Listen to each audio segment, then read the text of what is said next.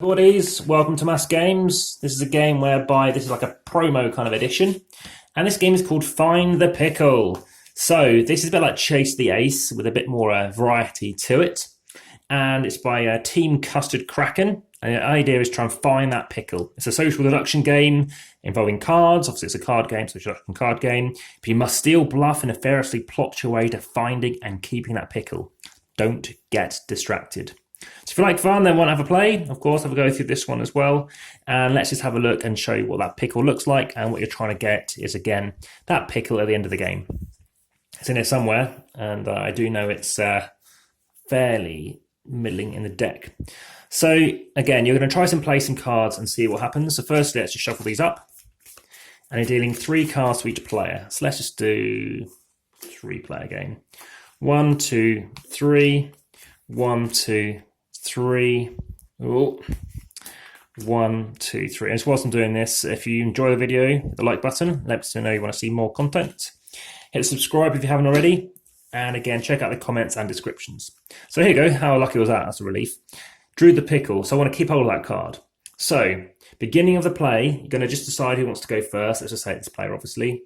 You're going to begin in a clockwise direction and continue in turns from player to player, with each player drawing 1 card at the start of their turn. Each player can play up to 2 cards per turn, but does not have to, and there's no limit to hand size. The winner of the game is the player still holding that pickle when there are no cards left to draw or play. So again, I would not play that card. What do I have? All players give a card to their choice, the player to the left. So again, I could choose to do that, and therefore keep that pickle. Over here, I could swap your entire hand with the player to your choice. Well, I won't do that, unless I want to make sure I know where that pickle is and maybe play a card later.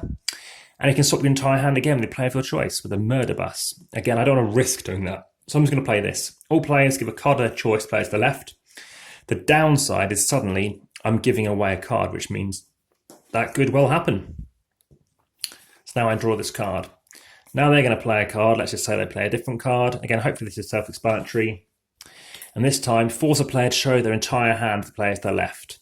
Okay, so they're now going to say, I want, I don't know, they can force this person like myself to view it, and therefore they can maybe interact with me, or they could force this person to show that card, which they wouldn't do, or this person to that one. Well, they probably want to see that, and now know I've got that pickle, which is probably where they suddenly are going to play this card later, top an entire card of your hand.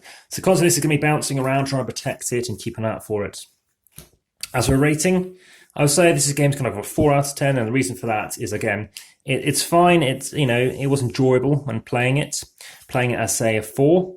The writing's quite fun, the art's all right too, but in terms of playing that game and just bouncing around, again, for the time you're playing it, I just think there's some better alternatives out there.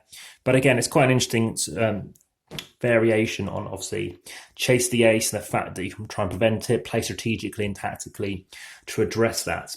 So hopefully that was of interest. Thanks very much for watching. Any comments and questions, I do reply fast. And like I said, that has been Find the Pickle. All the best. Bye for now.